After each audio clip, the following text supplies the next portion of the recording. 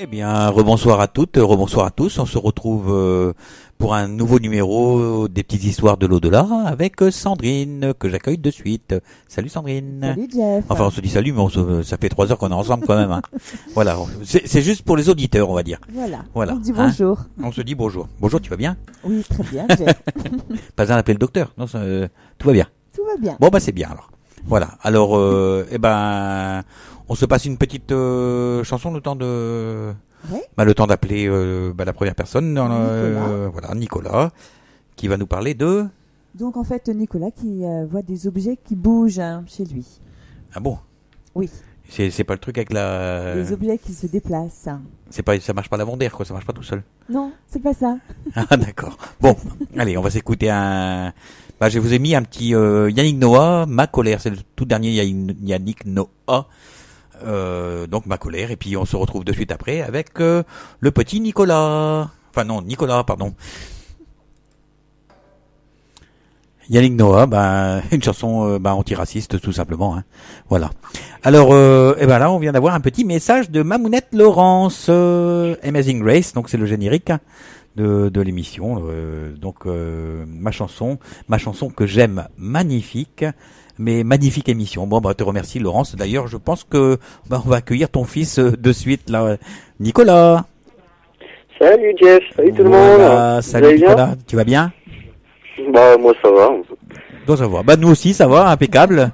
Je vais te laisser en charmante compagnie. Je sais que t'as une copine, mais voilà. Bon je te prête, je te prête Sandrine pour quelques instants là, le temps d'échanger un petit peu sur ce que tu vis actuellement, quoi. D'accord, ok. Allez, à tout à l'heure. Salut. Bonsoir Nicolas. Bonsoir. Comment vas-tu? Moi ça va, moi. Très bien, d'accord. Bon, c'est parfait. Alors dis-moi Nicolas, donc en fait tu as des manettes de jeu qui bougent toutes seules. Alors raconte-nous un petit peu. Mes manettes qui volent. Ça a été à peu près 8 mois après l'enterrement de mon grand-père, qui est mort en octobre 2011. Oui. Et à peu près au mois de juin 2012, vers 22h, j'étais dans mon lit. Alors j'étais couché avec mes écouteurs et la musique dans les oreilles. Et je me suis retourné vers ma télévision et j'ai vu ma manette se déplacer de 20-30 cm dans les airs. Oui. Et au début j'ai eu un peu peur, mais j'ai à peu près ressenti mon grand-père à côté qui était présent dans la pièce, et j'ai à moitié eu peur et à moitié j'étais bien. Parce que j'étais content parce que j'ai eu un message, comme si c'était un message de mon grand-père en disant faut que j'arrête la console. Alors ça a fait bizarre au début, mais j'étais content aussi parce que j'avais remarqué que mon grand-père, même s'il était mort, il était toujours là à côté de moi. Mais t'as pas trop pleuré quand même, Nicolas? Comment? T'as pas trop pleuré quand on t'a dit Non, parce que pas pleuré. Je suis pas pleuré. Non, parce que je me moque un petit peu. Je suis comme dans une équipe, on va dire paranormale. Je suis habitué à avoir à peu près des manifestations. J'en ai eu plein. Mais je sais pas, celle-là, quand je l'ai vue, j'étais bien et à moitié peur. Le problème, c'est difficile à expliquer, mais c'était ça a fait bizarre.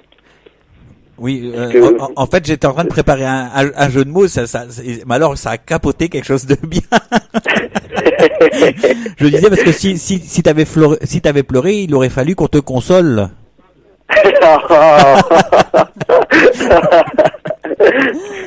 Non, mais en plus, ce qui est extraordinaire, si je peux dire ça comme ça, c'est que une manette, c'est quand même lourd, même pour un esprit, le déplacer. Une manette, ça, je sais pas, ça pesait à peu près 300 grammes, un truc comme ça. Et c'est vachement dur pour qu'un esprit déplace une manette comme ça. Il faut que l'esprit a quand même une énorme énergie pour le faire. Tu sais, des fois, il te soulève un lit comme rien, ou une machine à laver, ils te la font vibrer, mais alors, je te raconte pas, quoi. Hein. Bah ouais, mais je sais pas. C'est plutôt, je pense que c'est plutôt un esprit qui est pas très gentil pour soulever un lit comme ça. Hein. Non, en général, non. Hein. Non. Ouais, voilà. mais ça arrive dans les phénomènes de poltergeist. C'est ça. Hein. Les poltergeists, ils ont quand même beaucoup d'énergie. Hein. C'est clair. Mais c'est plutôt de l'énergie méchante, ça. Oui. Là, d'après ce que tu nous racontes, c'est pas du tout méchant. C'est juste pour te montrer quelque chose, quoi. Voilà. Et puis c'est plutôt sympathique de la part de ton grand-père, voilà, d'avoir utilisé ta manette de jeu parce qu'au moins là, il a attiré ton attention et c'est ce qu'il voulait. Ouais. Voilà. Bah oui, ça m'a vraiment attiré l'attention. Ouais. Ça m'a attiré l'attention, mais ça m'a pas. J'ai pas jusqu'à crier. Hein. J'ai pas crié. J'en ai surtout parlé à ma mère le lendemain. Oui. Et elle m'a expliqué que c'était juste un message de la part de ton grand-père. Oui. Mais des manifestations comme ça, j'en ai eu plein. Mais peut-être que tu les attires aussi, non? Les manifestations. Est-ce que quand toi tu es parti de la maison, par exemple, est-ce que les manifestations s'arrêtent ou est-ce qu'elles continuent? Ça dépend. Quand je suis à l'extérieur, par exemple au lycée, j'en ai pas. Oui, mais à la maison, j'entends. J'en ai pas. C'est pas comme si j'en avais tout le temps. J'en ai de temps en temps. Oui. Mais j'en ai pas tout le temps. C'est pas une fois par semaine. C'est vraiment quand. Je sais pas comment dire, mais. En même temps, t'es un petit peu tombé dans la marmite. Hein, avec ta mère. Ouais. Bah oui. Oui. Comme dirait l'autre, un chien fait pas des chats. Hein. Ah bah oui. Ça, je suis d'accord avec toi. Parce que ta mère fait de la TCI, elle est médium aussi. Oui. Oui, donc c'est un petit peu normal quelque part. Depuis que j'ai écouté l'émission, ça m'a donné envie d'en faire la TCI et depuis j'en fais et je l'aide à écouter les TCI. Voilà, quelque part tu appelles aussi, donc c'est un petit peu logique que les choses t'arrivent. Bah oui.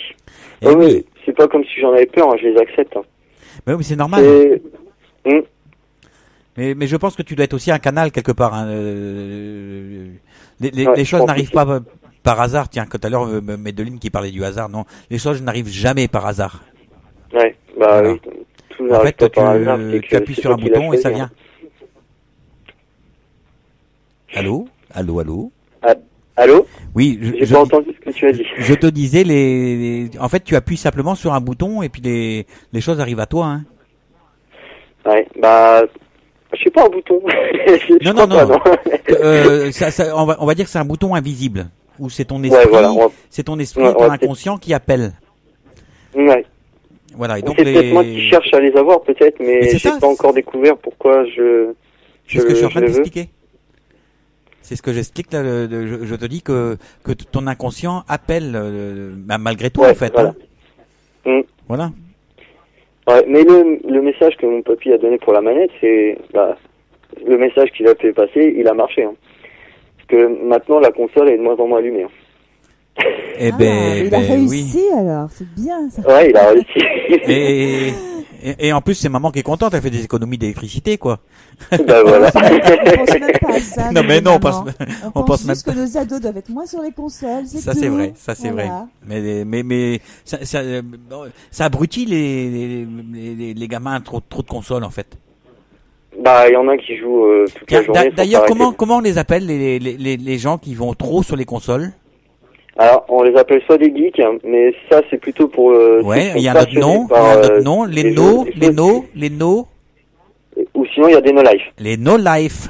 Et no-life, ça veut dire quoi? C'est ceux qui passent leur vie dessus, qui peuvent pas le quitter, qui mangent devant leur PC et qui sont toujours sur leur jeu. Voilà. Et peut-être que tu commences à devenir un petit peu comme ça, peut-être? Peut-être pas sur les jeux vidéo, mais peut-être sur autre chose. Donc, les no-life, et c'est quelqu'un qui est no-life qui est venu te voir. Ah oui. Peut-être. Voilà, c'est pas la peine d'aller chercher plus loin. En disant, vas-y, continue de jouer à ta console. Il y a toujours une solution, une réponse aux choses qui arrivent. Moi, je pense que c'est quelque chose dans le style. Hein, c'est quelqu'un de l'autre côté qui est venu te voir parce que justement, tu commençais à t'enfoncer un petit peu dans dans l'excès, on va dire. Ouais, oui. Avant, je jouais souvent. Je jouais même beaucoup trop. Même mes parents me disaient d'arrêter de jouer à la console pour aller sortir dehors. Ben oui. Et maintenant, c'est l'inverse. Mais c'est ça, c'est les jeunes de maintenant. Dans le temps, on punissait les enfants de sortie. On leur disait, oh, t'as fait le con, allez hop, t'es puni de sortie. Tu restes à la maison. Et ouais, maintenant, c'est l'inverse. Quand les enfants veulent les punir, on dit, va dehors. Mais ouais. Comment veux-tu que les gamins s'y retrouvent?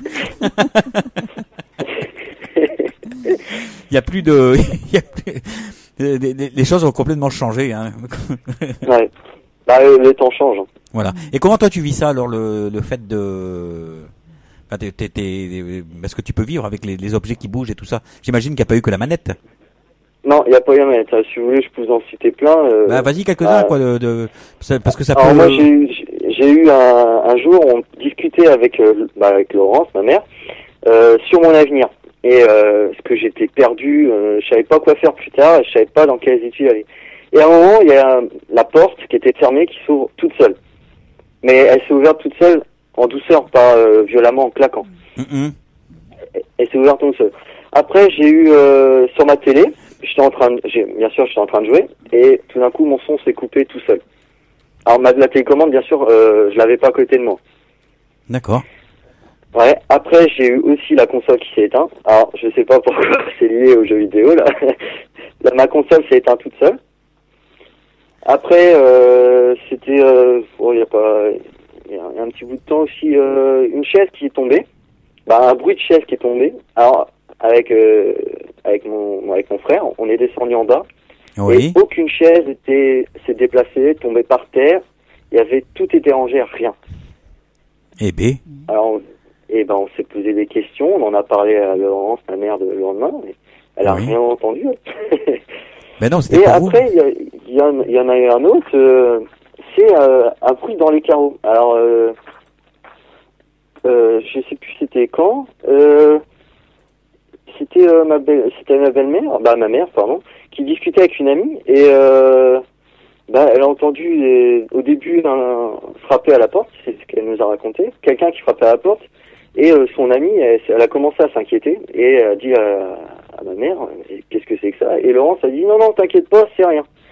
Alors, et après, il y a eu un grand coup de poing dans la vitre, mais là, tout le monde l'a entendu. Et là, tout le monde a entendu, et même moi, je suis descendu pour demander ce qui s'est passé.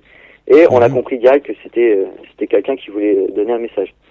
Et bien sûr, Laurence a parlé avec lui pour connaître son message. Bah oui. Puis pour lui dire que c'était pas l'heure d'aller à table, quoi. Fallait attendre un petit peu. Après, il y a eu un autre, mais là, j'étais un peu plus éloigné, j'étais à côté. Ouais. C'était un soir où ma mère, c'est bizarre, c'est tout le temps avec ma mère. Ça, je comprends pas, mais je crois que c'est parce que... Moi, je pense comprendre. C'est une histoire que tu sois pas tout seul et que tu apprennes à gérer. Ouais, je pense. C'est aussi simple que ça. J'étais à côté et Laurence expliquait à mon frère des choses et il y a un esprit qui a tapé 3 fois sur le frigo. Alors 3 fois, je sais pas pourquoi. Et ça nous a fait bizarre. On a eu un peu peur au début et Laurence, elle a rigolé. Bah oui, il avait faim. Ouvrez-moi ce frigo, s'il vous plaît. Frigo, ouais. Ou laissez-moi sortir. Mais après, il y a eu plein j'en ai eu plein. Je sais pas. Je pense que les expliquer, ça prendrait des heures. Mais je pense qu'à la fin, les manifestations, si je peux dire ça comme ça, je suis habitué. Bah, voilà, en fait, c'est le but, c'est de t'habituer justement et que surtout que tu n'en aies pas peur, quoi. Ouais. Voilà, donc on fait au maximum en sorte que tu sois accompagné lorsque ça arrive ou au moins qu'il y ait quelqu'un à proximité, de façon à ce que tu apprennes à gérer, tout simplement. Hein. Ouais, bah oui. Voilà, et puis au fur et à mesure, les messages vont changer. Je pense pas que tu vas avoir tout le temps des trucs qui vont bouger, mais ça va arriver plus directement dans tes oreilles ou d'une autre manière. Hein. Mais c'est j'ai eu une fois un message dans l'oreille, mais je sais pas si c'était destiné à moi, mais la personne qui me l'a dit, je la connaissais pas. C'était une fois avec une soirée, parce que on voulait regarder la télé avec Laurence et mon frère, et comme nous dans la famille on n'est pas en télé, mais ce soir-là il y avait une émission sur les esprits, sur comme par hasard quoi. Ouais, bah oui, comme par hasard. Et à un moment il y a ma mère et mon frère qui ont remarqué une ombre blanche qui est passée, et moi j'ai rien vu moi. Et après, je me suis levé et j'ai eu un chuchotement dans l'oreille, comme un petit garçon qui m'a dit « Viens jouer avec moi ». Bah, c'est peut-être ça. D'ailleurs, c'est même sûrement ça. Et j'en ai parlé aussi à ma mère. Et ça m'a fait un peu peur au début. Mais elle m'a expliqué que c'était peut-être pas dans le terme de te faire peur, mais peut-être que l'enfant est perdu, donc il faut que tu ailles l'accompagner, jouer avec lui pour lui expliquer. Ou peut-être qu'il cherche quelque chose. Bah oui. Mais tu sais que t'as une sacrée chance, hein. Ouais, avec maman à tes côtés, tu as, c'est formidable, hein. Ouais, bah ça. Parce que ça te permet de t'ouvrir, mais déjà peut-être un petit peu plus vite que les autres, parce que justement tu vas gérer mieux. Bah, peut-être. En tout cas, le but est là, hein. Mais c'est une chance que j'ai quand même rencontré Laurence. J'étais super content. Je suis super content de la connaître. Bah oui. On va se... Ah, attends, il y a ta mère qui est en train d'écrire derrière, là. Tu es sérieux, Nicolas. Oui, je crois qu'on te surveille. Il y a des espions partout. Alors, Mamounette, qu'est-ce qu'elle nous dit? Alors, la meilleure, c'est le petit garçon qui l'appelle. Ouais, mais c'est la meilleure, mais elle m'a quand même un peu fait peur, celle-là. Bah oui, mais bon... Ben c'est comme ça qu'on apprend, hein, c'est l'inconnu en fait. L'inconnu fait peur tout le temps. Mais après on gère, quand on a l'habitude, après on gère bien quoi. Ouais. On gère ses émotions après. Voilà. Bon merci Nicolas, c'était un très beau témoignage. Hein. Ah oui, c'est super, on te remercie. Ouais. Et on remercie aussi maman de t'avoir permis de le faire aussi, parce que c'est pas, je crois que t'as pas 18 ans encore, il me semble pas, hein. Non, j'ai pas 18 ans. Voilà, donc là, je vais avoir 17 la semaine prochaine. Voilà, mais je trouve que tu es bien évolué pour ton âge, hein, franchement. Hein. Ah bah merci. Oui, parce qu'il y a des gamins qui ont ton âge et ils parlent pas aussi bien. Hein. Ouais, bah. Voilà. Non, mais il faut le dire. Ouais, bah oui, voilà, je trouve que tu es bien évolué. Ouais. Merci. Hein. Voilà. Merci donc beaucoup, et on remercie ta mère aussi. On remercie Laurence de t'avoir permis de discuter avec nous quoi. Bah. Allez, on t'embrasse Nicolas. Je suis super content. Merci Nicolas. On t'embrasse beaucoup. À bientôt. Au revoir. À bientôt. Au revoir. Voilà, alors on va continuer notre émission et puis on va s'écouter un petit morceau quoi, avec Luc Arbogast, Nausicaa. Superbe voix que celle de Luc Arbogast et son morceau Nausicaa. Voilà, alors Yves, tu es en ligne ? Oui, c'est revenu. Oui, rebonjour, comment vas-tu ? Bonsoir. Bonsoir. On va te prendre une carte d'abonnement, je crois. Bonsoir, Madame Sandrine. Oh non, pas Madame. Juste Sandrine, c'est très bien. Sandrine, je connais pas. Jusqu'à la première fois, on aura l'occasion. La première fois qu'on a parlé ensemble. Enfin, je vais surtout parler, apparemment, je sais pas. Ah oui, surtout, oui. On est surtout là pour t'écouter, hein. Par contre, j'entends loin, je sais pas pourquoi, je vous entends. Non, mais on t'entend très bien. Attends, j'ai essayé de changer un peu. Voilà, peut-être que ça va être mieux là pour moi. Is that right? Voilà, c'est mieux, j'ai mis un peu plus de volume sur mon téléphone. Eh ben voilà. Bon, ben voilà. Très bien. Alors Yves. Alors, Jeff n'a pas vraiment expliqué ce qui t'est arrivé. C'est l'histoire d'église, je crois, non? Voilà, il pensait que c'était dans une église. Ah ouais, alors il m'arrive pas mal de choses aussi et c'est vrai que faut j'arrive à trier. Alors par exemple, par quoi commencer? Parce que en fait, il y a tout un cheminement qui m'a fait aller jusqu'à l'église quoi, et jusqu'à la cathédrale où je médite, où je me recueille en fait. Le mot c'est recueillir. Ouais. C'est plus du recueillement que de la méditation. J'ai une nuance entre les deux quand même parce que bon, j'ai pas de posture adéquate.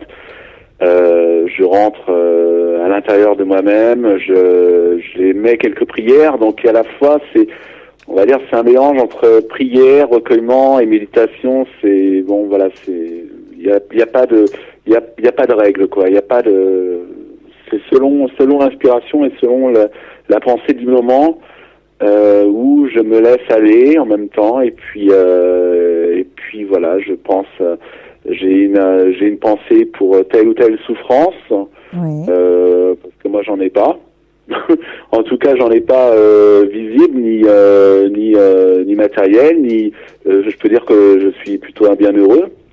Mais par contre, ça m'empêche pas de penser à celle des autres et à des personnes qui sont plus en galère. Et Dieu sait qu'il y en a. Et la souffrance, elle est assez répandue, et en France et a fortiori sur toute la planète, quoi. Tout à fait. Oui. Voilà. Alors c'est à la fois, donc c'est évidemment. Bon, bien sûr, je me souhaite à l'aide de mes guides, des êtres de ma famille, peut-être ma grand-mère qu'on a vu tout à l'heure aussi. Maintenant, j'ai plus de précision, mais ça peut être aussi également, je prends tout ce qu'il y a à prendre, moi.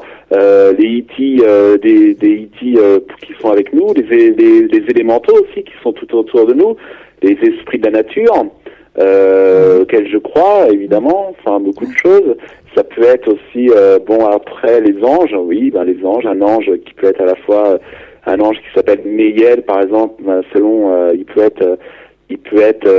veiller sur tout un groupe de personnes qui sont nées à la même date, enfin dans les mêmes périodes, donc il a la possibilité d'ubiquité, l'ange, plus que le guide, hein. Je crois, il me semble, qui est plus personnel. Sandrine ? Oui, je suis là, oui. Non, mais je t'écoute. Oui, on a 3 anges, en fait, hein. Un ange qui correspond à notre jour de naissance.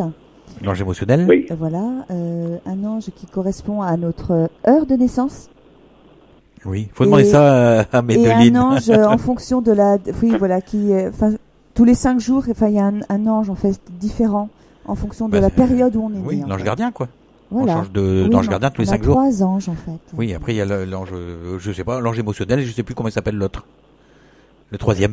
Il s'est perdu. On va dire que c'est perdu. Non, on sait qu'il y en a 3. Il y en a 3, oui, mais bon, voilà. Oui, effectivement, c'est comme une focalisation des anges. Le premier, le plus proche, qui va plutôt gérer l'aspect quotidien, le côté matériel, entre guillemets, le côté un peu presque rationnel. L'autre qui est plus sur des idées de principe, de fonctionnement, qui correspondent à la personnalité de chacun. Et le dernier qui est plus le chemin de vie et celui qui englobe qui sont tous aussi importants, mais ils fonctionnent différemment et à la fois par période et à la fois je suis pas spécialiste dans l'angéologie, mais bon, en tout cas je crois mais bon, le fait qu'ils soient en ternaire, oui, j'ai déjà entendu ça, c'est vrai. Ouais. Alors bon, maintenant, oui, et puis les élémentaux, et puis d'autres êtres, d'autres dimensions aussi. Voilà, on peut imaginer pas mal de choses. Alors, est-ce que vous voulez, justement, tout ça pour en venir où, manifestation énergétique que je ressens à la cathédrale, par exemple? Vas-y, oui. Par exemple, voilà. Alors les manifestations énergétiques, en fait, ça a commencé. En fait, en juin 2013, j'étais encore au travail. Je suis toujours au Mans, mais j'étais dans un taf où c'était plutôt très conventionnel de programmation de machines pour industrie, des machines de mesure, bref. Et puis là, j'ai commencé à avoir quelques manifestations qui me dérangeaient un petit peu. Ça me déconcentrait. Je sentais sur le haut de la tête comme une présence énergétique qui était plus ou moins forte, et ça me perturbait un peu pour le travail. Et puis on m'a conseillé d'aller, je me suis renseigné, début juillet, j'ai été voir quelqu'un qui pouvait enlever les entités, parce qu'apparemment j'aurais eu les entités avec moi qui étaient à l'intérieur, qui m'accompagnaient, qui n'avaient pas leur place. Et on m'a dit, voilà, vous êtes chargé, vous avez 2, 3 entités. Donc j'ai été voir quelqu'un qui les enlevait, une personne avec des prières. Bref, je vais le voir parce que ça me dérangeait quand même, hein, ces manifestations. C'était perturbant. Un peu oppressant. J'ai été voir cette personne, qui est un peu un passeur, je sais pas comment appeler ça. Passeur d'âme. Un passeur d'âme. Je sais pas si c'est un peu enfin c'est quelqu'un qui te dit les prières, tu restes 1 heure et puis il parle aux âmes qui sont en souffrance, par exemple, ou aux entités qui sont avec toi, qui s'appellent des larves énergétiques, notamment, d'autres noms techniques comme ça. Bon voilà, J'ai senti effectivement qu'il se passait quelque chose au niveau des mains, au niveau de ma tête. Je voyais que ça vibrait beaucoup plus. Bon, la séance est terminée, j'ai payé la séance, bref. Et puis, il m'a dit, ça y est, ils sont partis. Et moi, à l'intérieur de moi, je me dis, non, c'est pas parti, je ressens.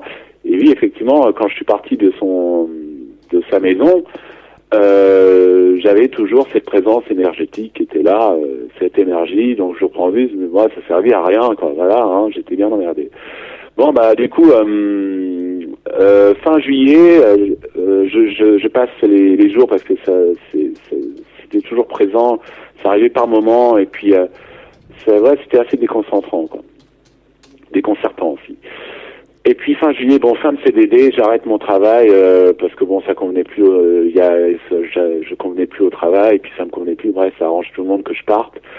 Et août, septembre, je commence vraiment à regarder un peu plus près. Je commence à faire mes méditations à la cathédrale, du coup, celle dont je vous parlais quotidienne tout à l'heure, et une église à côté de chez moi. Les deux, pas tout le temps les deux, parfois les deux, parfois une journée l'un, une journée l'autre, ça dépend. Et puis manifestation toujours.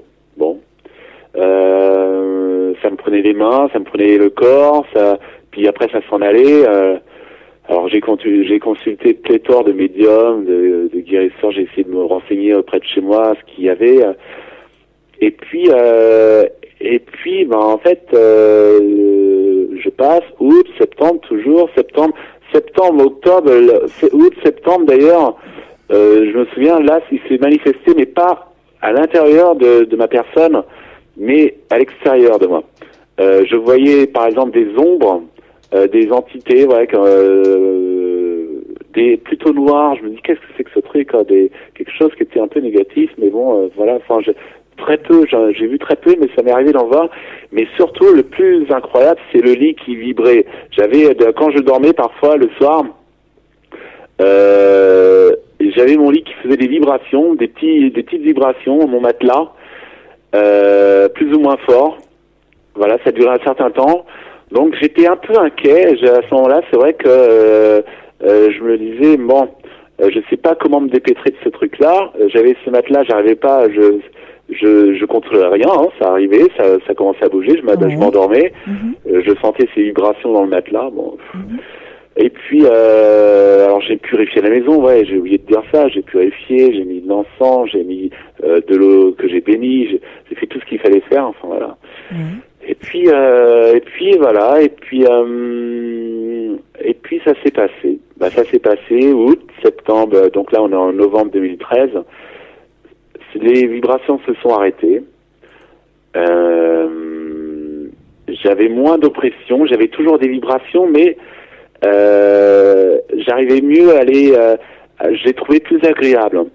Ça me perturbait pas, ça m'inquiétait plus, j'étais plus dans l'appréhension, parce que j'ai été dans l'appréhension, c'est vrai que c'était pas la peur, mais quand on voit des trucs qui se rapprochent, voilà, et puis voilà. Donc il y avait ma maison, là, mon appart, si tu veux, c'était un peu l'open bar pour les entités, en gros, tu vois, il y avait des petits trucs qui, c'était... Alors voilà, ce que j'ai vu aussi, c'est qu'il y avait des visiteurs, et donc là, je pourrais aller...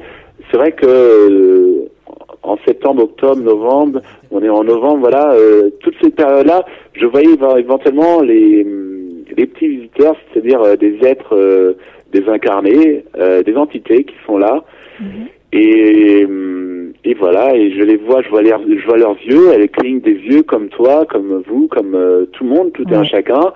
Je peux voir un peu le visage aussi, mais c'est quelque chose qui est dans l'invisible, mais pas si invisible que ça, puisque j'arrive à voir quand même. Donc j'arrive à avoir cette sensibilité au niveau visuel. Bon, voilà, on est arrivé là, décembre. Bon, maintenant je suis un peu plus tranquille. Maintenant je sens que tout le côté sombre, voilà, c'est parti. On va dire ça comme ça, ou le côté qui me parasitait, je le ressens plus. D'accord. Tu vois. Et depuis décembre, janvier, novembre, maintenant j'ai plus alors tout ça, les lits qui bougent, tout ça, je suis plus inquiété parce que ça Yves, je te coupe quand même, parce quand que ça arrive. Je te coupe Yves parce que tout à l'heure avec Nicolas, je sais pas si tu as entendu, il disait moi j'ai de la chance parce que moi j'ai pas mon lit qui bouge. Mais en fait, c'est toi qui j'ai pourtant écouté, mais j'étais distrait à ce moment-là. J'ai pas écouté. Ouais. Je sais qu'il a parlé de ses consoles de jeux. Je parlais de Poltergeist et je disais que il y avait des lits qui bougeaient carrément, quoi. Et lui m'avait répondu. Là, Poltergeist, ou quand tu regardes aussi l'émission, enfin pas l'émission, mais le film L'Exorciste, hein, c'est encore pire. Là, c'est vraiment l'entité diabolique qui prend. Mais bon, c'est des cas de possession qui sont plutôt rares en fait, plutôt dans moins le cas de parasitage aussi, qui est beaucoup plus généralisé. Mais par contre, vibration dans le lit, oui, il y aurait eu quelqu'un qui serait avec moi. Eh bien, il aurait senti les vibrations dans le matelas. J'en suis persuadé parce qu'effectivement, j'ai posé la main, ça bougeait vraiment. Et puis bon, j'avais des petits trucs sympas aussi. J'avais par exemple à un moment donné, j'avais une entité, alors je sais pas qui c'est. Forcément, je sais pas parce que je parle pas avec elle. En tout cas, ça fait sourire. Il faisait de la batterie avec. Mais il est content. C'est fait bien raconter tout. Il tapotait sous la plante des pieds, tu vois. Ça fait en plus en rythme. Ça fait ouais, c'est Jeff, il a déjà eu ça aussi. Hein? Jeff a eu ce genre de phénomène aussi. Il y a une semaine, on m'a soulevé carrément les pieds. Ah ouais, non, mais j'ai eu le massage des pieds moi aussi, hein. Mais voilà. C'est bien. Tu n'étais pas un petit peu la doublure de Fernandel avec la chèvre? Je sentais vraiment une main énergétique qui était sur moi. C'était même plus un doigt qui se promenait. C'était vraiment quelque chose. À un moment donné, j'ai même cru que c'était des succubes, comme on appelle. C'est-à-dire qu'en fait, c'était mes succubes, il y a les incubes et les succubes. Tu vois ce que c'est ou pas, les incubes et les succubes? Non, moi non. Peut-être Jeff. Non. Les incubes. Alors les incubes et les succubes, c'est des esprits. Alors ça, c'est par contre pour les personnes qui sont vraiment infestées, qui ont vraiment des entités qui sont négatives et qui sont à la fois qui sont délétères pour la personne. C'est des esprits qui peuvent violer pendant la nuit. Par exemple, des hommes, c'est des femmes. Si c'est des hommes qui viennent, c'est les succubes, je crois. Et pour les hommes qui se font qui subissent des agressions presque sexuelles par des esprits vraiment très inférieurs, des incubes, quoi. J'ai pensé à emmener ça. J'ai cru que c'était ça parce que c'est vrai que j'en menais pas large, quoi. Des esprits qui veulent frôler. Oui, mais non, c'est pas trop mon truc, ça, hein. Du tout, hein. Oui, non, c'est pas très rassurant ce que tu nous racontes là. Ouais, mais bon, ça m'a effleuré l'esprit, mais bon, c'est parti. Mais c'est vrai que ça m'a effleuré l'esprit parce que avoir la présence d'un esprit et le sentir vraiment à côté de soi, comme si toute une présence énergétique, c'est pas seulement une main ou un doigt ou quelque chose. Là, c'est carrément le corps entier, c'est incroyable. Oui, mais on avait vu ce genre d'expérience dans un film qui date de il y a pas mal d'années. C'était tiré d'une histoire vraie, donc aux États-Unis. Le film s'appelle L'Emprise.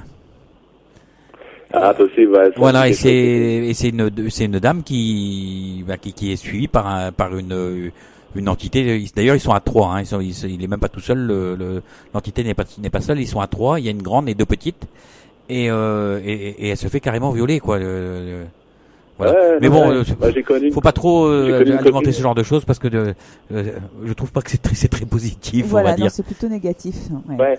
Mais moi, j'ai une copine avec quand j'étais sur Paris. Parce qu'après de la drogue, enfin, et puis elle était un peu fragile, et puis qu'elle était un peu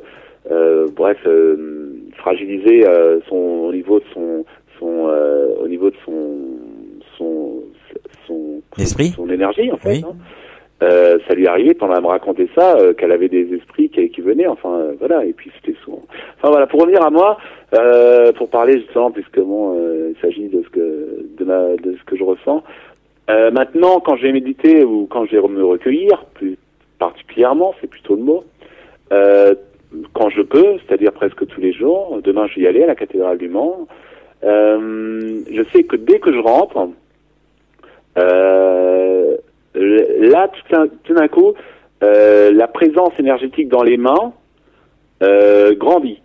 Elle grandit, je sens que là je suis habillé, il y a une force qui est véritable et qui se manifeste automatiquement, et qui est là dans cette cathédrale et parfois se manifeste involontairement de temps en temps dans la journée à certains moments. Ça dépend des moments, c'est pas contrôlé, mais parfois ça prend la main, parfois ça prend tout le bras entier. D'accord. Et puis parfois c'est des choses comme ça.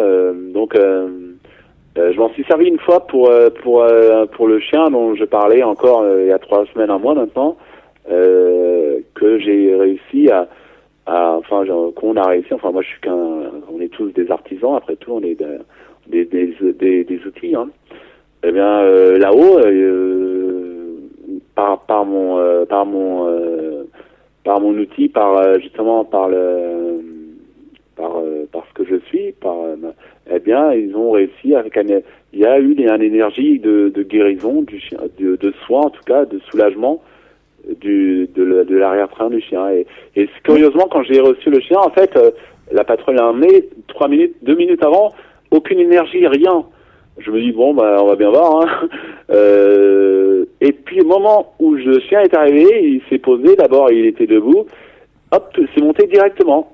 C'est monté en énergie. Ouais. J'ai senti la présence comme un cocon assez frais. C'est très agréable d'ailleurs.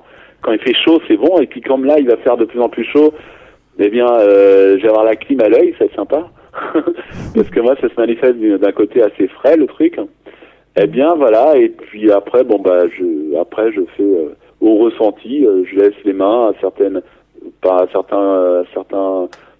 certain moment, et puis après je change de moment donné. Voilà, j'ai pas vraiment il n'y a pas de mode opératoire, c'est pas comme le Reiki, rien à voir. Voilà. Les mains, elles font là. D'ailleurs, le Reiki, on a une émission de m'asseoir.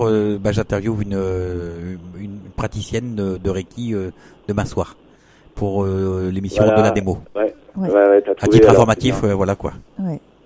T'as trouvé la personne qu'il fallait. Oui, en plus, ouais. On va te quitter, Yves.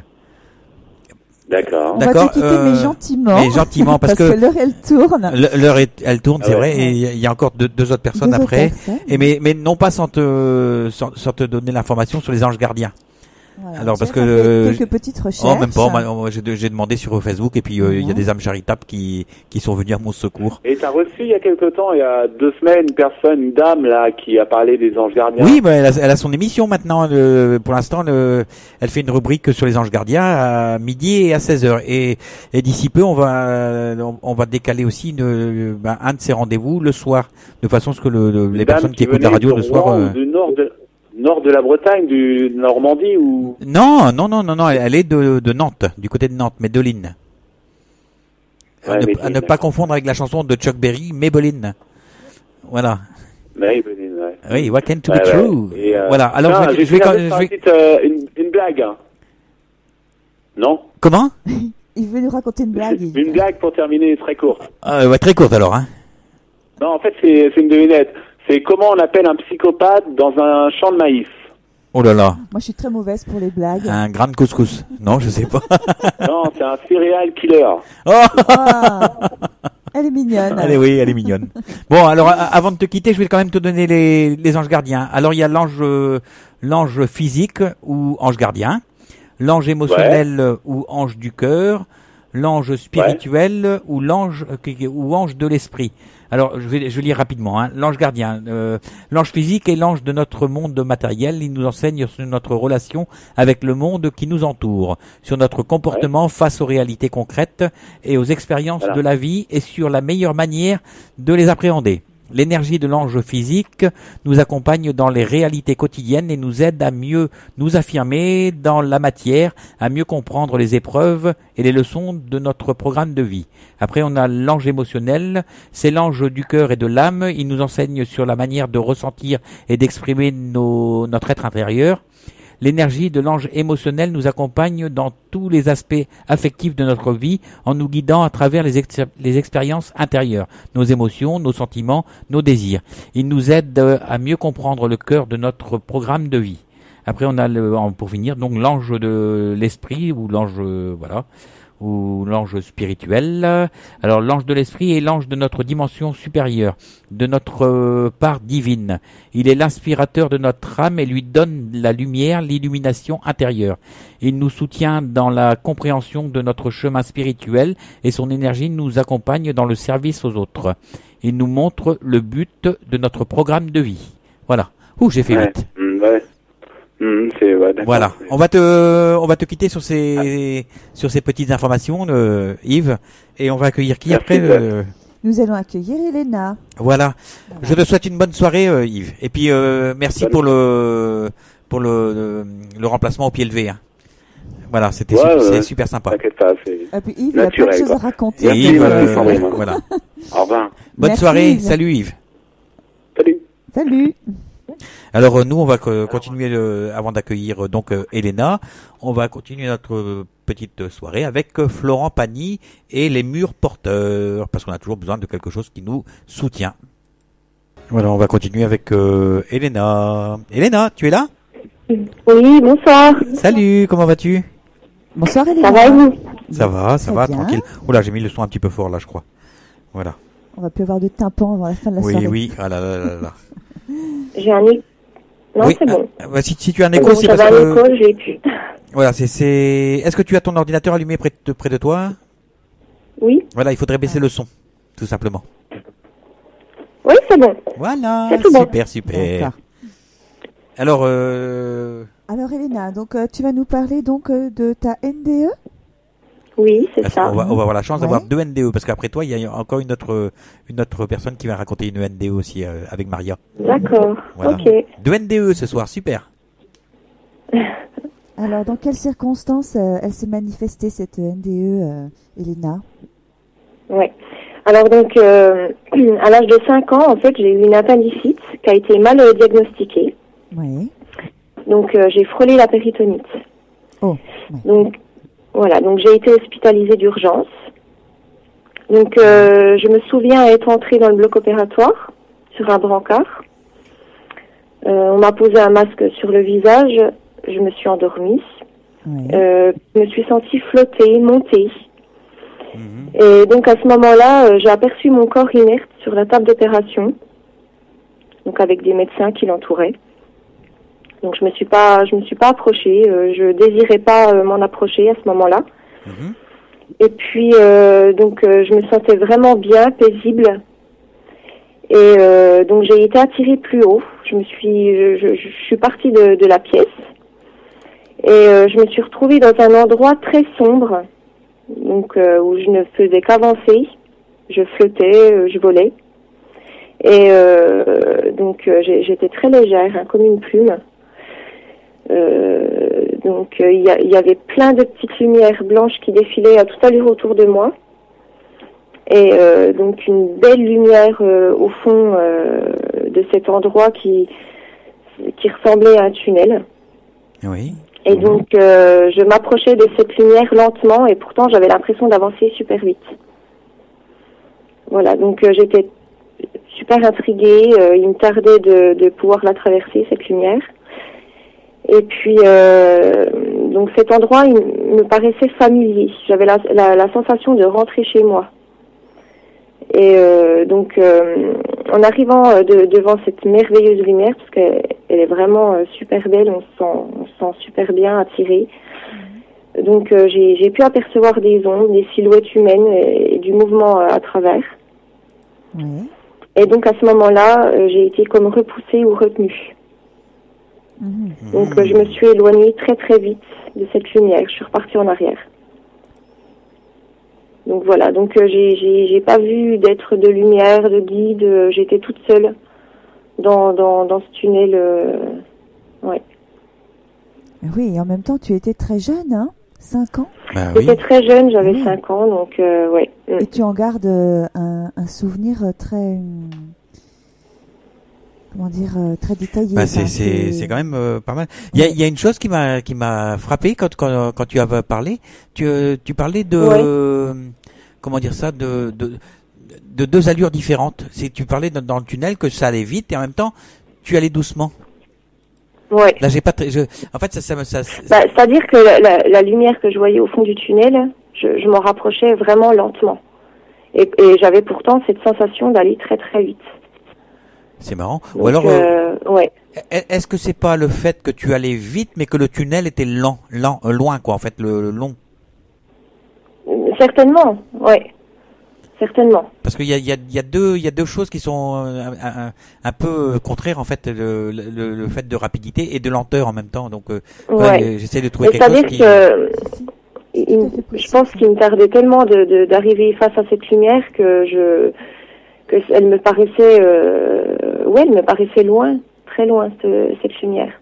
Ouais, donc c'est ça. C'est la longueur du tunnel, quoi. Ouais, voilà, c'est ça. Parce que des fois, quand on a des accidents de voiture, par exemple, on voit tout ralenti aussi.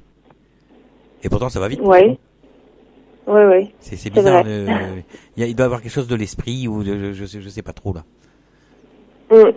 Ou alors le tunnel qui est lent. Mais bizarre quoi. Et comment dire ça, tu as vu des choses de l'autre côté? J'ai vu, donc j'ai pu apercevoir du mouvement, des ondes, des silhouettes humaines de l'autre côté. Voilà, mais je l'ai pas traversé. J'aurais voulu, mais je l'ai pas traversé. Donc j'ai été repoussée ou retenue en arrière. Et donc voilà. Après c'est le trou noir et j'ai été à nouveau dans mon corps. D'accord. Donc j'étais triste, pas bien. Quand je suis revenue dans mon corps, je me souviens que j'étais pas bien. J'étais pas super bien et ça a pas duré longtemps. Hein. Quelques jours après, j'étais à nouveau comme une petite fille de 5 ans, voilà, joyeuse. Bah oui, justement, comment réagit une gamine de 5 ans par rapport à ses parents quand elle a vécu ça, quoi. Comment Donc, j'en ai pas parlé tout de suite. Donc je pense qu'à 5 ans, hein, j'avais certainement pas les mots appropriés pour décrire ce phénomène. Donc c'est à l'âge de 8 ans que j'ai écrit une lettre que j'ai fait lire à ma mère. D'accord. Voilà. Et tu l'as expliqué comment, même à 8 ans, parce qu'en fait, quand on est un gamin, ça peut arriver à d'autres mamans, enfin à des mamans que bon, j'espère pas quand même, mais parce que si on fait une NDE, souvent c'est qu'il y a eu quelque chose de grave en aval. Mais voilà, quels sont les mots que tu as employés pour écrire ta lettre à maman? Des mots simples. Des mots d'une enfant de 8 ans. On est en CE1, Jeff, quand on a 8 ans. Bah oui, mais maman, j'ai vu des gens blancs ou enfin je sais pas quoi. Bah écoutez, cette lettre, je ne l'ai pas retrouvée. Oui. Et c'est bien dommage d'ailleurs parce que j'aurais bien aimé la relire. Bah c'est vrai que. Donc j'ai dû m'en séparer à l'adolescent. Je sais pas ce que j'en ai fait. Et mais ma maman s'en souvient bien de cette lettre. Oui. Elle m'a pas prise au sérieux. Et c'est vraiment à l'adolescence en fait qu'on a que j'ai entendu d'autres témoignages de gens qui avaient vécu ces expériences-là. Donc c'est là que j'ai pu mettre donc ce terme EMI sur mon expérience. D'accord. Et aujourd'hui, ça a développé des facultés chez toi ou autre? Ouais, tout à fait. Ouais. Parce que c'est souvent le cas. Hein. De médiumnité, de clairvoyance. Oui. Donc en fait, tu revois quelque part les personnes que tu as vues dans ton plus jeune âge, en fait. En tant que médium, à moins que tu ne vois pas, que tu entendes simplement, je sais pas. Au niveau de ta médiumnité, tu es clairaudiente, clairvoyante. Je fais de l'écriture automatique. Oui. Mais j'entends aussi, hein, je ressens, on m'a déjà touché. Oui. Donc voilà. Et puis sinon, la clairvoyance, j'ai des flashs, des visions. Oui. Est-ce que j'ai eu des flashs d'accidents, de choses comme ça. Ouais. Est-ce qu'il t'est arrivé de retourner de l'autre côté, à travers la médiumnité, on va dire, ou à travers les rêves ou autre? À travers les rêves, non. Non. De l'autre côté, comme je comprends pas. De l'autre côté du tunnel, quoi, en fait, parce que des fois. Ah non, jamais, non, jamais. Ouais. Okay. J'ai déjà eu une sortie de corps. Oui. Il y a quelques années, en pleine journée, pas maîtrisée du tout. Hein, ça s'est produit comme ça. Je m'y attendais pas, mais j'ai pas. C'est la seule EMI que j'ai fait. D'accord. À 5 ans. Voyons, c'est quand même une sacrée expérience, quoi. Oui, quand même. Hein. Et puis tu as la chance de pouvoir t'en souvenir, donc ça c'est chouette. Ça s'oublie pas. Une expérience comme ça. Bah oui. Ouais. Ouais. Ça se fait pas. T'as pas d'autres souvenirs de cette NDE, comment que c'était dans le tunnel, si c'était noir avec enfin je sais pas, des choses sur les côtés ou... Le tunnel était sombre avec plein de petites lumières qui défilaient, des petites lumières blanches qui défilaient autour de moi et cette belle lumière au fond. Voilà, c'est tout ce que je me souviens. Je me souviens bien de cette légèreté. Oui. De cette sensation de bien-être qu'on a. Même à cet âge-là, on n'a pas peur. Ah non, pas peur du tout. J'avais pas du tout envie de revenir en arrière. Hein, l'innocence, voilà, l'innocence des enfants, ouais. c'est fou quand même. Hein. Mais tu as quand même beaucoup de détails hein, pour une petite fille que tu étais de 5 ans. Ouais. Bah ça a marqué quoi. Bah oui. Ouais. Ouais. Ouais. Tu fais quoi comme métier maintenant? Est-ce que tu te sers de la médiumnité, tout ça comme métier, ou est-ce que c'est quelque chose que non, tu fais juste en... Non, pas du tout. D'accord, c'est juste comme ça en loisir quoi. Enfin, en loisir. Je me sers de ma médiumnité pour aider les gens, enfin voilà, mes amis, mon entourage, quand ils me demandent, mais sinon non, j'en fais pas mon métier. Donc mais c'est bien d'en parler déjà. J'ai pas envie d'en faire mon métier. Non, mais c'est très bien. Voilà. Ouais. Non, c'est très bien. L'important c'est de se servir de ce que tu as eu pour aider des personnes qui en ont besoin. Voilà. À partir de ce moment-là, la mission elle est remplie entre parenthèses. Hein. Ouais, tout à fait. Voilà, donc c'est bien. Mais je pense que tu es sur le bon chemin, si on peut dire. Oui, merci. Bah oui. Et depuis forcément tu es devenue une adulte. Et est-ce que tu as pu en reparler donc de cette expérience avec ta maman qui avait du mal à te croire quand tu étais encore une toute petite fille? Oui, disons qu'en fait il s'est passé des manifestations d'esprit par la suite, donc 3 ans après. Donc dans la maison dans laquelle on vivait et donc ma maman a ressenti beaucoup de choses aussi. Donc c'est au moment où tu as après elle n'a pu que me croire quoi. D'accord. Et ça s'est produit après que tu aies pu écrire cette lettre peut-être? Non. Ça s'est produit après, ouais. Après cette lettre et donc environ 3 ans après mon EMI. D'accord. Donc durant toute mon adolescence, pratiquement, il y a eu des manifestations dans cette maison. D'accord. Ouais. Et puis j'écoutais l'émission tout à l'heure. Oui. Donc justement, moi, le lit qui bouge, enfin c'était plutôt le matelas.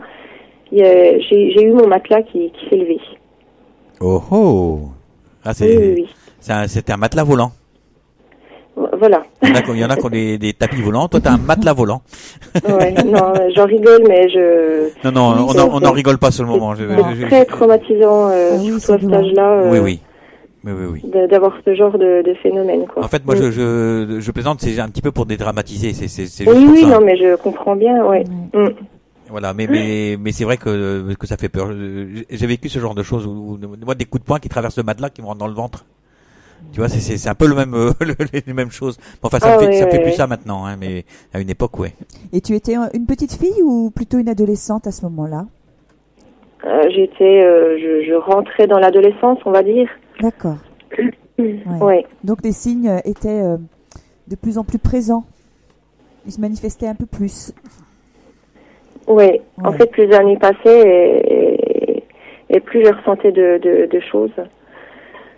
Donc j'avais souvent une main aussi qui me touchait le dos quand je sortais de ma salle de bain. Oh là là là là. J'ai déjà entendu des cris de bébés pleurer, la vaisselle qui se casse, enfin voilà. Des trucs comme ça plusieurs choses comme ça quoi. Mais là c'est plus des poltergeists quand même hein. Comment? C'est plus des poltergeists quand même hein. Non, même pas parce qu'il y a pas de physique, il y a pas de choses physiques, c'est juste que des bruits en fait. Oui. Bah oui, c'est des bruits de vaisselle qui se cassent, mais c'est pas de la vaisselle qui se casse. Non, Non, il n'y avait pas de vaisselle cassée par terre, c'était juste le bruit. Oui. Et les chaises aussi, le bruit de chaises qui se déplacent, de pas aussi qui marchent sur le carrelage. Ou des portes qui se ferment lentement, des machins comme ça, non? Non, pas de porte. Oui. Pas de porte, mais... Oui, il y a tellement de manifestations de sonores au moins. Ouais. Enfin, c'est vrai que c'était plus des bruits qu'on a entendus. Donc à part cette main qui me touchait vraiment, enfin je la sentais vraiment dans mon dos. Oui. Mais elle était cette main qui touchait, elle était méchante ou affectueuse? Enfin, je sais pas trop. Oui. Comment tu as ressenti le contact? Oui. Non, pas affectueuse. Non. Ça a serré l'épaule, quoi. Ça m'a pas fait mal. Il y a une pression. Il y a une forte pression, quoi, en gros. C'est difficile à dire. J'avais peur, donc je pense que même si ça avait été un geste affectueux, voilà, j'aurais eu peur pareil, quoi. Bah oui, à cet âge-là, je comprenais pas en plus, j'avais aucune idée de ma médiumnité, rien du tout. Il y a personne dans la famille qui était pas forcément méchant, mais qui pouvait être brusque et qui est décédé, par exemple, genre un grand-père. Non, mais en fait, moi je le savais pas à cette époque-là, mais ma mère m'a avoué en fait que dans cette maison, donc c'était un couple qui l'avait fait construire. Oui. Et donc le mari s'est séparé. Oui. Enfin, le mari de la dame est parti et cette dame est morte dans la baignoire. D'accord. Oui. Eh ben dis donc, dans la salle de bain. Ça donne oui. plus envie d'aller dans la prendre sa salle douche. de bain, voilà. Ah, donc oui. je pense que ça devait être elle en fait qui. Peut-être elle a besoin d'aide et puis donc elle s'accroche nous pas quelque faisait part, toutes quoi. ces misères, ouais. Enfin surtout à moi. Bah oui. Elle s'est noyée, c'est pas suicidée, hein. Bah on sait pas trop comment elle est morte en fait. Parce qu'apparemment, si elle te prend l'épaule comme ça et qu'elle essaye de te retenir, c'est peut-être que elle demande de l'aide, tout simplement. Donc peut-être ce serait peut-être intéressant de faire venir quelqu'un, un passeur d'âme ou une passeuse d'âme, et de voir si c'est vraiment cette entité qui est là et qui a besoin d'un coup de main pour la faire pour la faire aller de l'autre côté, quoi, tout simplement. Ouais, tout ça serait à fait. intéressant de voir ça. Tout à fait, mais bon, la maison on l'a pu. Ah d'accord, ok. On a eu du mal à s'en séparer d'ailleurs, et donc maintenant on l'a pu. Je remettrai plus les pieds dedans. Non, mais je comprends très bien. Hein. Ouais. Mais bon, c'était au cas où. Hein. Oui. Voilà. Tout à fait. Bon, Elena, on va se quitter pour ce soir. Oui, merci beaucoup d'avoir accueilli. C'est nous qui te remercions. Ouais. Hein. Merci beaucoup, Elena. Voilà, Il n'y a pas de quoi. On a quelques petits messages, voilà, que je vais lire. Alors, un message de Nini. Très beau témoignage, Elena. Merci. Alors après, il y a Mamounette. C'est Laurence. Décidément, j'aime écouter vos émissions, mais aussi vos chansons. Un petit cœur pour les murs porteurs. Bah oui, c'est salut les copains, comme dirait l'autre. Ça donne un coup de main. Après, il y a Alain Spirituel qui tient un petit forum là sur, un forum sur Internet. Donc sur son forum, on peut parler d'un peu de tout ce qui touche à l'au-delà. Par contre, Laurence, elle, a un forum aussi sur Facebook qui traite plus spécifiquement de la transcommunication, la TCI. Donc après, on a un message de Stéphanie. Merci pour le direct avec Jacqueline. Bise et belle fin de soirée à tous. Voilà. Alors, avant de continuer d'accueillir Maria, on va s'écouter une chanson de Mike Brandt. Rien qu'une larme. Voilà. Moi, je passe un petit coucou à Alain. Alain. On te passe un petit coucou. On t'aime, Alain. Voilà. C'était Mike Brandt avec Rien qu'une larme dans tes yeux. Un super chanteur. J'ai adoré quand j'étais gamin et j'aime toujours. Hein. Oh, Sandrine, Sauf que tu n'es plus un enfant. Ah si. J'ai toujours mon âme d'enfant. Voilà, alors, Maria. On va accueillir Maria. Oui. Oh là là, on dirait que tu es dans un fil électrique. Je suis dans mon temple. Oui, tu as une voix, mais alors... ça résonne. On dirait que ça tu es... résonne. Alors, je vais baisser un peu le micro, peut-être que ça résonnera moins. Ça va mieux, là ? Un petit peu mieux.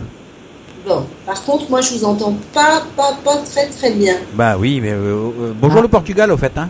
Eh oui, bonjour, la France. Bah oui, nous on les écoute du Portugal, hein, il y a un petit décalage horaire. Et il est quelle heure chez vous?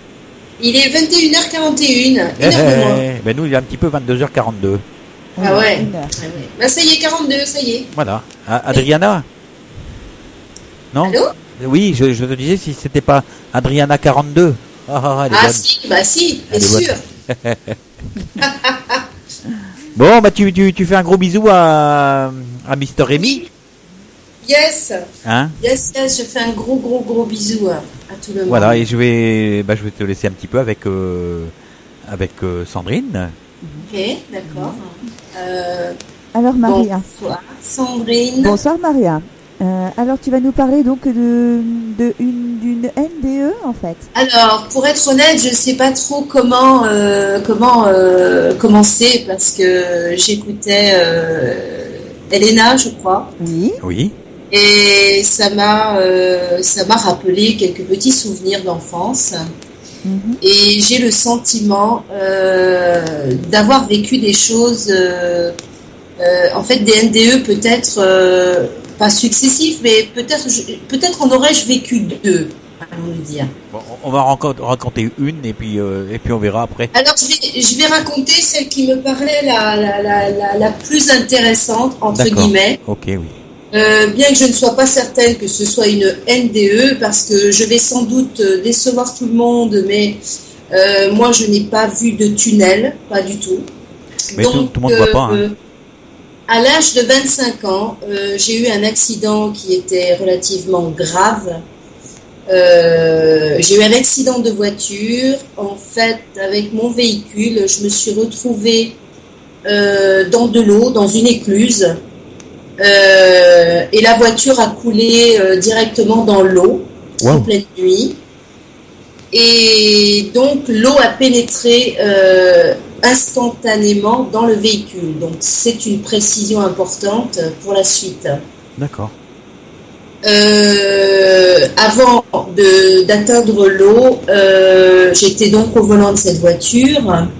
J'ai tapé ma tête avec l'appui-tête que j'ai réussi à dégager. J'ai fait dégager l'appui-tête, donc ce qui expliquait que le choc était extrêmement violent. Pour réussir à dégager un appui-tête avec sa tête, ça demande une force incroyable. Oui. Et à partir de ce moment-là, j'ai eu le trou noir. Donc, j'étais dans la voiture, j'ai ma tête qui dégage l'appui-tête parce qu'en fait, la voiture a sauté sur une butte avant de toucher l'eau. Elle a atteint la berge. Elle s'est retournée, toutes les vitres ont explosé, éclaté, et la voiture est tombée dans l'eau. Ah oui. Et donc a coulé de suite. Ce qui explique que l'eau est rentrée immédiatement. Directement, en fait. voilà. C'est pour ça que je tenais à dire que l'eau était rentrée directement, parce que sinon le chemin aurait été complètement différent. Et je ne serais peut-être pas encore là pour pouvoir en parler aujourd'hui. Donc, je tombe, moi je pensais être tombée inconsciente. Et en fait, j'ai eu le sentiment, si vous voulez, de me réveiller, entre guillemets. Mais en fait, je n'étais pas réveillée, puisque j'ai vu une lumière qui me berçait agréablement, dans laquelle je me trouvais. Et je me posais des questions, j'arrivais à me poser des questions, me disant, mais où est-ce que je suis ? Ah, mais peut-être suis-je en train de rêver.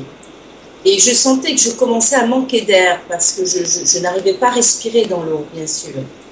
Et là, à ce moment-là, où je me sentais bercée, j'étais bien, j'étais merveilleusement bien. À ce moment-là, au moment où j'ai vraiment pensé très fort dans ma tête, mais je suis peut-être en train de rêver, à l'époque je vivais chez mes parents, je suis peut-être dans mon lit chez mes parents en train de rêver, ça doit être encore un rêve.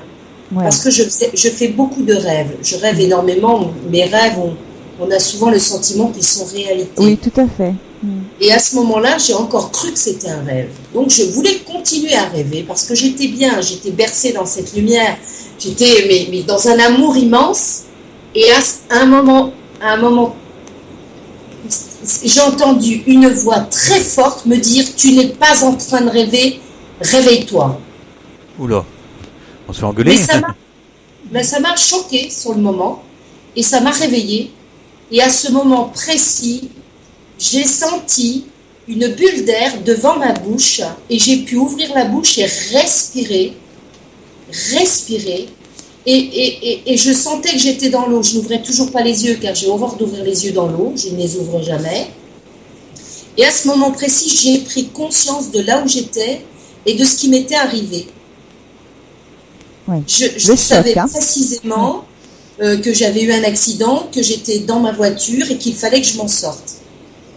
Comment l'expliquer, je sais pas. Je sais pas du tout.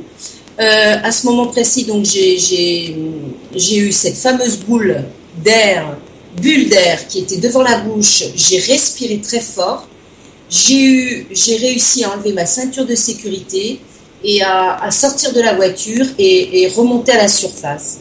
Le temps de remonter à la surface, j'ai vraiment eu le sentiment de nager pendant je ne sais combien de temps. Ça m'a paru long parce que je n'avais quasiment plus d'air. J'avais pu prendre une bulle d'air, mais j'étais pas, on va dire, j'étais pas très très chargée en air quand même. Et quand je suis arrivée à la surface, bizarrement, quand on a bu la tasse, en général, quand on se retrouve dans l'eau et qu'on a bu la tasse, en général, on cherche son air. Oui. On a même tendance à tousser, à avoir du mal à respirer. Et moi, ça n'a pas du tout été le cas. Alors pour moi, c'est important de vous dire ça parce que par la suite, donc quand j'ai réussi à m'en sortir, donc après, ça a été un parcours du combattant. Je vais vous passer les détails. C'était glauque, c'était très moche. J'ai dû nager, j'ai dû escalader une porte d'écluse, j'ai dû courir pendant 1 kilomètre avant de trouver la première habitation.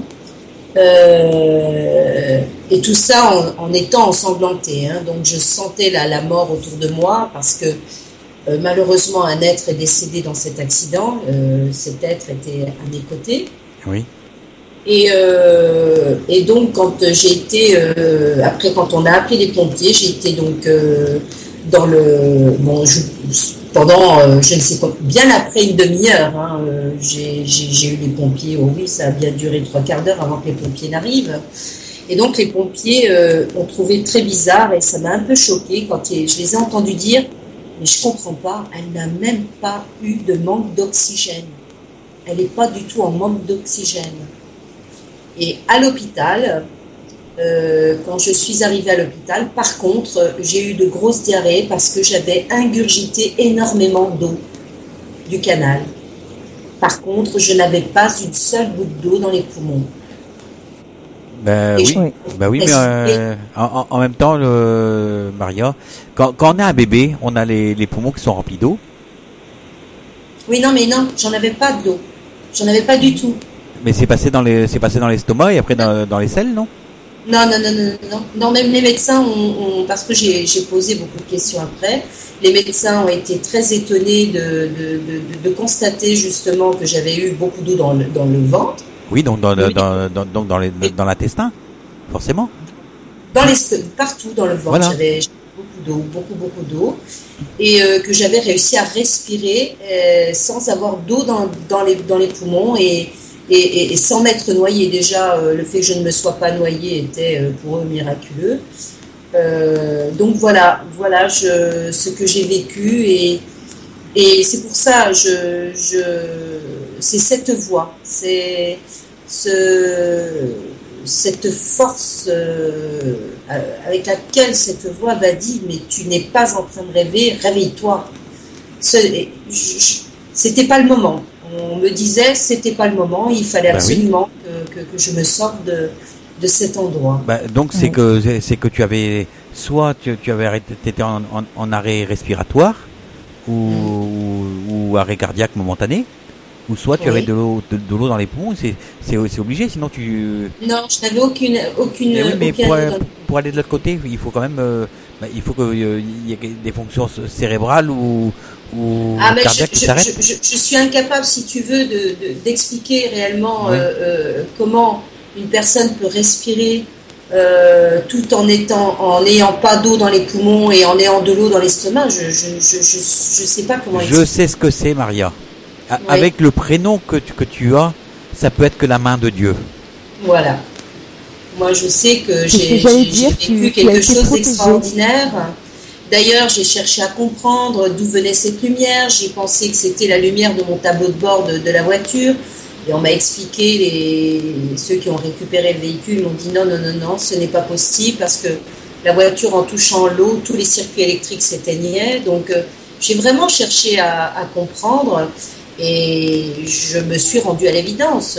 J'ai vraiment eu quelqu'un qui m'a aidé et qui m'a dit non, c'est pas le moment. Bah oui, mais pour avoir ce quelqu'un qui te parle, il fallait que tu sois dans une petite mort, hein, si petite soit-elle. Ah mais je pense que je suis passée de l'autre côté. Je le dis plus facilement aujourd'hui parce que je n'ai pas réussi à me l'expliquer autrement. Je suis quelqu'un d'assez cartésien, j'essaie de l'être. Et c'est vrai que je crois réellement aujourd'hui que j'ai vécu une NDE courte, aussi courte soit-elle. Alors moi, j'ai pas vécu le tunnel, je n'ai pas vu d'être de lumière. Par contre, j'ai été bercée dans une lumière qui n'était pas jaune ou très blanche comme certains peuvent voir. Non, moi, elle était plutôt orangée, un peu la lumière oui, orange, c'était plus une lumière tamisée orangée comme ça, mais je voulais plus revenir, moi, je voulais y rester, je n'avais pas envie de revenir, j'étais trop bien.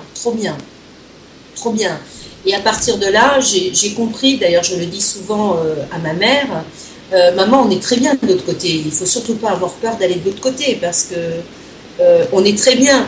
Ça ne m'a pas empêché d'avoir très très peur quand j'étais dans l'eau et que je cherchais à sauver ma vie. Mais c'est normal. Hein. L'instinct de survie. C'est normal ça. Mais c'est vrai que pendant ce moment où j'étais bercée dans cette lumière, mais pour être honnête, je ne voulais absolument pas revenir. Je n'ai rien vécu d'aussi bon depuis... peut-être une deuxième fois quand j'étais dans un état de transe, ça m'est arrivé, mais c'était pas comme ça du tout. Enfin, cet état de plénitude, de sérénité, de bonheur, de douceur, il n'y a pas de mots, mais seulement on m'a dit non. Je crois même qu'on m'a dit ce n'est pas le moment, tu n'es pas en train de rêver, réveille-toi. Enfin, c'était assez fort. Ben, on t'a dit que c'était pas le moment, tout simplement, quoi. Voilà. Pardon. On t'a dit simplement c'était pas le moment. Voilà, on m'a dit et c'est vrai qu'à partir de là, ma vie a changé, bien évidemment. Disons que j'ai eu une vision différente de la vie et bien que bon, la vie reprend un petit peu le dessus, mais je me sentais déjà très différente avant cela. Je me suis sentie différente encore plus avec cela.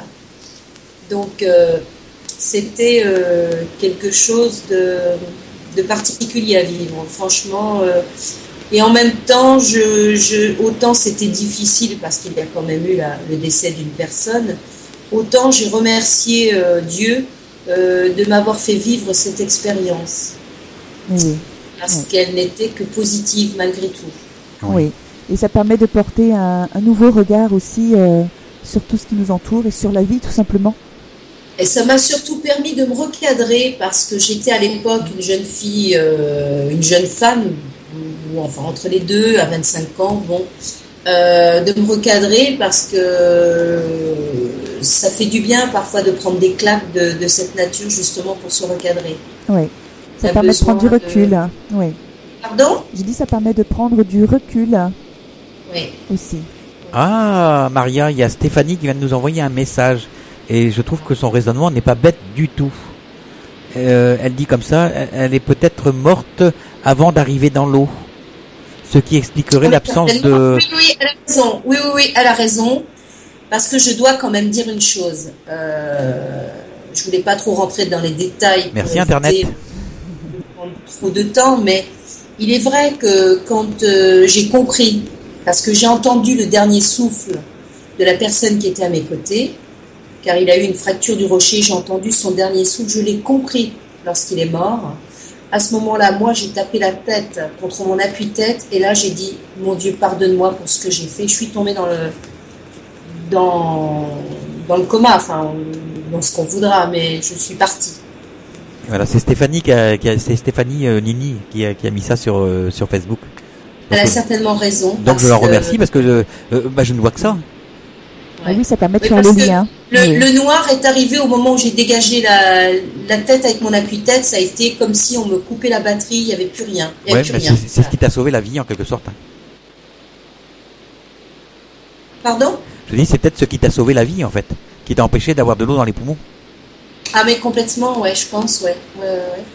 Alors peut-être que j'étais en apnée, je sais pas, mais je suis restée quand même un bon moment dans la voiture, donc je crois pas.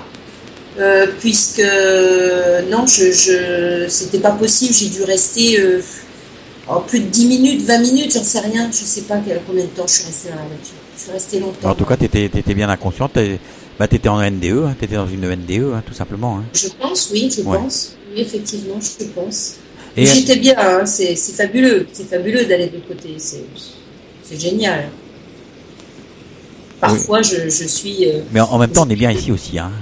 Moi, j'aime bien avoir les pieds sur terre quand même si j'ai la tête dans les nuages. Oui, tout à fait, parce qu'on a des gens qu'on aime et puis on est ici pour quelque chose de précis. Mais là, on peut toucher, on a le toucher quand même. Bah oui, mais de l'autre côté, on doit avoir autre chose de bien meilleur, parce que quand on est de l'autre côté... c'est vrai, mais bon. Oui, mais bon, chaque chose en son temps. Chaque chose en son temps. Voilà. Disons qu'ici, on s'en contente, parce que pour l'instant, on a un petit peu peur d'être de l'autre côté, quand on ne sait pas ce que c'est... C'est normal qu'on aime la vie, et encore heureux qu'on aime la vie, parce que j'ai entendu un alpiniste qui a dit ces mots-là, d'ailleurs, ça m'a un petit peu interloqué, c'est pourquoi la Terre est-elle belle? C'est une question que je me suis posée, oui, effectivement. Pourquoi la Terre n'est-elle pas moche? Pourquoi vivons-nous sur une Terre aussi belle? Moi, j'aurais tendance à te dire pourquoi on la déglingue. Ça, c'est dommage. Ça, je suis d'accord. Mais au départ, la Terre est magnifique. Pourquoi? C'est qu'on a quand même... C'est un passage ici qui est important. Bah oui, mais... Et c'est vrai qu'à l'époque, donc, quand j'ai eu cet accident très important, je n'avais pas d'enfant. Je n'étais ni avec mon compagnon, je n'avais pas d'enfant. Donc, à l'époque, je savais que j'avais quelque chose à faire de ma vie. Et je me disais, mais pourquoi on m'a laissé la vie sauve? Pour quelle raison? Et en fait, aujourd'hui, j'ai un petit peu les réponses à mes questions. C'est que je devais avoir un enfant, c'est que je devais avoir la vie que j'ai aujourd'hui, et c'est que je devais peut-être développer autre chose également pour... prendre conscience également de certaines choses. Voilà. Oui, parce que ça a déclenché pas mal de choses quand même. Voilà. Et découvrir aussi. Voilà. Oui, découvrir. Mais disons que c'est surtout, je dirais, prendre conscience, c'est-à-dire vieillir plus vite. Pas d'un côté négatif, hein, non, d'un côté très positif. Voilà, ça fait mûrir. Énormément. Oui. Mais en même temps, c'est un petit peu gênant parce que il y a un énorme écart, ou je ne sais pas comment expliquer ça, un gouffre qui s'établit entre la personne qui vit une expérience comme ça et les personnes qui l'entourent, parce qu'on change complètement de personnalité. C'est une seconde naissance. Ça a été pour moi une seconde naissance. Voilà, c'est le terme. D'ailleurs, j'ai profité de ce moment pour oublier une certaine partie de mon enfance. Je pense que c'était volontaire. J'ai eu ce qu'on appelle un genre d'amnésie sur certaines choses. Donc, moi, j'ai toujours parlé de ma vie après quelques années de ce que j'avais vécu. Pardon. Le avant et le après. On dirait qu'on ne veut pas que je parle ce soir. Eh bien, je parlerai. Non, mais... oui, donc j'avais le sentiment d'avoir une vie avant et j'avais une vie après. Il y avait l'ancienne Maria et la nouvelle Maria. Et le problème, c'est quand on vit une chose comme ça, effectivement, on prend tellement conscience de tellement de choses que je pense qu'il y a une élévation qui se fait, qui est tellement grande qu'on n'a pas le temps de la digérer, de l'ingurgiter, et en même temps, ça crée un énorme fossé par rapport aux personnes qui n'ont pas vécu les mêmes expériences, et ça peut parfois donner le vertige. Donc, il faut de nombreuses années pour retrouver un semblant de vie normale. Je parle pas de la tristesse d'avoir eu ce genre de décès sur la conscience. Non, je parle essentiellement de la prise de conscience de ce qu'est la vie, de ce que nous sommes, entre guillemets. D'accord. C'est parfois compliqué. Ah bah j'imagine bien, oui. C'est très positif d'un côté, parce qu'on vous donne une multitude d'informations, on vous fait prendre conscience de plein de choses. Et d'un autre côté, bah, c'est un peu comme si on se séparait de nos semblables, entre guillemets, de l'être humain, parce qu'en même temps, on a le sentiment de ne pas voir les choses de la même façon. Oui. Mais oui, mais souvent les gens après une NDE, bah, ils voient les choses différemment aussi, hein. Ouais, mais donc ils appréhendent la vie d'une autre manière, ils sont beaucoup plus tournés vers les autres. Il y a plein de choses qui changent en fait, hein. Oui, il y a plein de choses qui changent, mais malgré tout, on reprend quand même souvent nos propres travers. Je veux dire, à la longue, avec le temps. Avec le temps tout s'en va. Exactement. Exactement. Et bizarrement, alors ce qui est assez bizarre me concernant, c'est que les personnes qui ont vécu des LDE ont un souvenir très très très précis de ce qu'elles ont vécu. Moi, j'ai le sentiment que ça s'efface, effectivement, peut-être parce que c'est volontaire, peut-être que c'est un moment que j'ai aussi envie d'oublier au bout de 20 ans, effectivement, 21 ans bientôt. Mais cette NDE, ce que j'en garde, le souvenir que je garde de cette NDE, c'est l'amour que j'ai ressenti et cette fameuse voix qui m'a parlé. Voilà. Oui. Et puis même dans ce que tu peux vivre maintenant, moi je trouve que t'as quand même un mari, parce qu'on se connaît quand même, hein. Bien sûr. T'as quand même un mari qui plus ça va, plus se tourne vers le spirituel aussi, hein. Oui. Et on rencontre jamais les gens par hasard en fait, hein. Complètement, mais ça on l'a très bien compris tous les deux. D'ailleurs, on est arrivé à comprendre qu'on était fait justement, si on s'était rencontrés, c'était pour s'apporter par rapport à ça, parce que il faut le dire, mon homme n'était pas du tout tourné vers le spirituel quand je l'ai rencontré. Non, mais bon, comme quoi c'est pas incompatible avec son métier non plus, quoi. Voilà, et c'est vrai que bon, comme tu connais notre vie, hein, Jeff, certaines choses de la vie, moi quand je lui ai parlé de moi et de mes croyances et de ma vision des choses, il était un petit peu réticent, tout en étant un peu curieux, et il a fallu que lui aussi vive des choses difficiles pour comprendre ce que je lui disais en fait. Ben oui. Voilà. Et donc, je savais que j'avais cette mission, je savais que je devais le mettre sur ce chemin-là.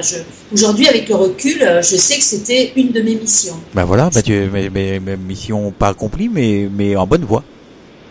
Pas accomplie, pas encore. Mais en bonne voie. Tu me parles de quoi? De ce qui est en train de s'installer, là? Moi, je parle de rien, moi. Ah bon. Que la coquine. Non, je ne fais pas de voyance. Non. C'est en bonne voie. Voilà. C'est en bonne voie, voilà. Il faut le prendre comme ça, comme je le dis.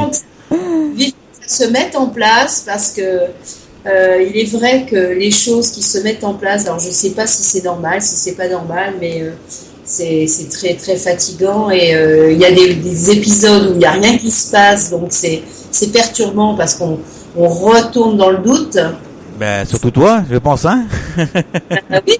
Tu es extrêmement sensible, donc c'est normal, quoi. Ouais, je suis peut-être trop sensible, je sais pas. En tout cas, tu fais comme un petit peu comme une feuille, quand selon le vent de quel côté il vient, tu penches du côté du vent, en fait. Oui, parce qu'en fait, je suis à l'affût de la moindre, et en même temps, c'est involontaire. Je ressens tellement les choses, tellement fort. Et quand il n'y a rien qui se passe, je comprends pas. Je doute forcément de moi. Je pense que ça vient de moi. Mais bon, les choses vont dans le bon sens, quoi qu'il en soit. Ah oui, je le pense. Voilà. On va peut-être s'arrêter là quand même, Maria, parce que il est 23 heures passées. Ah oui. Tout à l'heure, le serveur, il va même plus accepter notre podcast parce qu'il va être trop long. Ah ben ouais. Mais c'est tellement intéressant. Mais c'est vrai, c'est vrai. Mais on pourrait en discuter des heures et des heures et des heures et. Mais en attendant, je tiens quand même à souligner une chose, c'est que le fait de vivre une NDE, c'est vraiment une chance extraordinaire. Oui, mais faut pas donner envie aux gens d'aller faire exprès d'aller faire ça. Non, quand je dis de vivre une NDE, c'est de la vivre accidentellement. Hein, voilà, ouais, moi j'ai toujours peur que, parce qu'on est un petit peu sur le fil du rasoir, et j'ai toujours peur que des fois on donne envie à certaines personnes d'aller il voir. faut surtout laisser faire les choses. Voilà, il faut vivre sa vie normalement, hein. Ah oui, c'est parce vraiment que moi j'ai eu plusieurs accidents dans ma vie et, voilà, et je les ai jamais provoqués. Voilà. Quoique ça, c'est encore un autre débat, Jeff. Oui, tout à fait. Voilà. Hein? Voilà, on va se quitter, Maria. Eh ben, en tout cas, merci à vous deux. Et puis, j'espère que mon témoignage pourra aider certaines personnes. Et surtout, laissez bien penser que de l'autre côté, c'est très bien. Je veux dire que les gens ne se fassent pas de soucis pour les défunts. Ils sont très bien là où ils sont. Ils nous attendent avec l'apéro de l'autre côté, quoi. Exactement. Ils sont dans l'amour. En tout cas, il y a énormément d'amour. Eh ben, moi j'en ai pour vous aussi. Puis tu feras un gros bisou à Rémi pour moi. Et puis au petit. Écoute, dès qu'on peut, on essaie de se skyper. Skyper, ok. Bonsoir Maria. Allez, je te fais un gros bisou. Gros bisous à vous. Salut Maria. À bientôt. Bonne soirée. Salut. Au revoir. Voilà, alors on va terminer l'émission, hein, Sandrine. Oui. Voilà, je vais lire les 2 derniers messages. Alors merci Maria pour ce beau témoignage. Ça c'est la part de Stéphanie qui a envoyé la petite information quant au fait que Maria soit en fait entre parenthèses ait fait sa NDE avant d'arriver dans l'eau. Bah oui, il n'avait pas d'eau dans les poumons, c'est normal. Hein. Voilà. Après, on a Laurence qui nous renvoie un autre petit message. Merveilleux. Merci pour ce partage. L'ayant vécu, je la rejoins. Oui, c'est une EMI, expérience de mort imminente, ou NDE, hein, Near Death Experience. Alors, Nini, toujours, elle est morte avant d'arriver dans l'eau, ce qui expliquerait l'absence d'eau dans les poumons. J'avais pas actualisé la page, en fait. Et voilà, Nini qui trouve un très beau témoignage de la part d'Elena. Voilà, je vais te souhaiter une bonne soirée, Sandrine. Oui, écoute, moi aussi, Jeff. Je te souhaite une bonne soirée. On fait des gros bisous à nos auditeurs. Bien sûr. Et on va se quitter avec non pas Amazing Grace, mais une chanson de Jean Vallée qui nous a quittés donc ce matin, à l'âge de 72 ans, je crois. Des suites d'une longue maladie, quand on dit ça en général, c'est un cancer, hein, tout simplement. Donc il avait 72 ans et voilà, c'était un chanteur belge qui a été présenté 2 fois à l'Eurovision. Donc voilà, on va lui dédier cette émission tout simplement, hein, parce que lui il a pas fait de NDE, il est parti directement ce matin rejoindre les anges. Et donc on va s'écouter L'amour, ça fait chanter la vie et ça nous servira donc de générique. Voilà, on se retrouve la semaine prochaine, Sandrine. Ah oui, mercredi prochain. Mercredi prochain, puis ne pas oublier les podcasts, si on nous laisse le mettre, parce que l'émission est un petit peu longue ce soir. Voilà, donc j'espère qu'il sera accepté au niveau du temps. Voilà, donc on se souhaite une bonne nuit. Bonne nuit à tous les auditeurs, les auditrices, et gros bisous. Et on vous embrasse. On vous embrasse et on vous aime. Voilà, à bientôt. À bientôt.